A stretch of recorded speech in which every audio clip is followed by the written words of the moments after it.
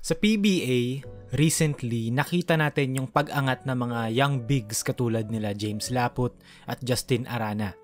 Pero we haven't really seen yet a big man na may height, may mobility at may shooting.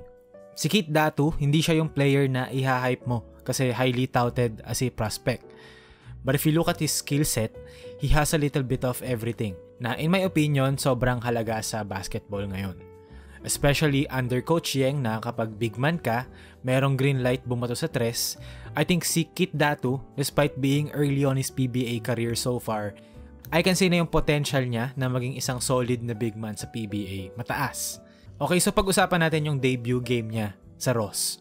Naglaro siya ng 23 minutes in which he scored 16 points, 5 rebounds, 2 assists, and shot 6 of 9 from the field and 2 of 4 from deep. Really good numbers. Pero ang gusto kong tignan talaga ay yung skill set na meron siya and kung paano nag-translate sa loob ng basketball court.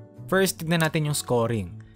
Bilang isang big man, it is important to be able to operate sa ilalim. Sa play na to, it's a post-up play. Binangga niya si Pascual and then nakakita siya ng slight window, fade-away jumper, 2 points. Sobrang rare na ngayon ng fade-away jumper, especially sa mga big man. Ang impression nito sa akin ay meron siyang soft touch. Dito naman pick and roll with Karakot. After ng roll, naka-recover si Almazan. Though kahit na solid rim protector si Almazan, size advantage dito lamang si Datu because of their strength. So ginamit niya yung shoulder niya to create separation and block out Almazan, hook shot, foul counted. Okay, now dito papasok yung mga qualities ng isang big na in my opinion mahalaga nowadays. Sa play na to, pagkatapos ng turnover, tignan nyo gaano kabilis si Datu mag-run ng floor. Mind you, si Almazan yung matchup niya rito na late nakabalik which gave Datu the inside position for the two.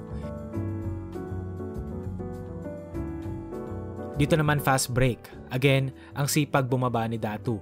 And actually dahil sa pag-fill niya ng lane niya, nahigop yung defender paloob which gave Clarito an opening para sa layup.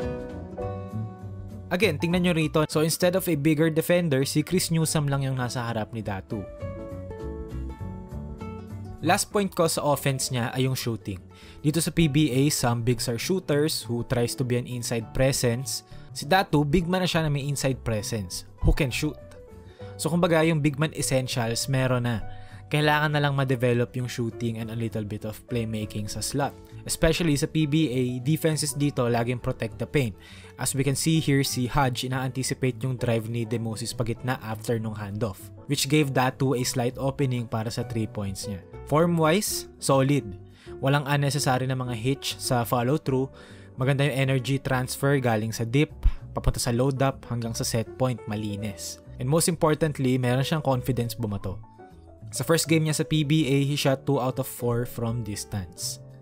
Halos kalahati ng field goal attempts niya galing sa 3 points. And ang maganda rito is that kapag yung mga kalaban nagko-close out na ng aggressive, doon na magsisimulang ma-highlight yung passing niya na hopefully we can see more of in the future.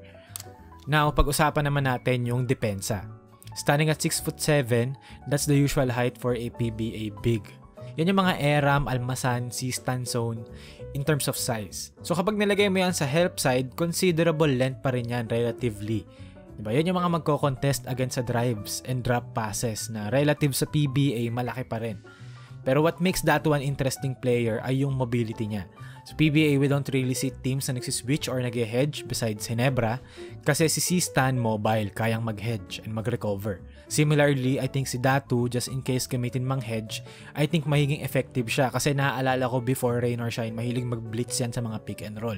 Pero why hedge if pwede naman mag-switch? Makikita natin dito, side pick and roll for Newsome with 4 seconds remaining na lang sa shot clock. Nag-switch si Datu, stayed in front, forced a tough shot. Nice defense. Dito again, 12 seconds na lang sa shot clock. Nag-switch ulit si Datu kay Newsome, was aggressive and forced the pass out. Dito naman against Aaron Black, kinamitan ng left to right crossover moves. Makikita natin nice mobility from Datu. Tingnan nyo kung gaanong kabilis niya ino-open yung hips niya every time na mag-change ng direction si Black. Impressive. Now again, dito downhill against a reputable shooter with maliksi. Look how fast he opens his hips to stay in front. Diba? Yan yung mga fundamentals sa depensa and is really good at it. So overall, ang point na gusto kong gawin dito is that I'm not saying na si Datu sure na magiging successful. I'm just saying na yung skill set na meron siya ngayon, all in all, combined, is something that is quite rare para sa isang big man na magkaroon dito sa Pilipinas. Usually kasi if inside presence ka, you're slow. If stretch big ka, hindi ka physically imposing.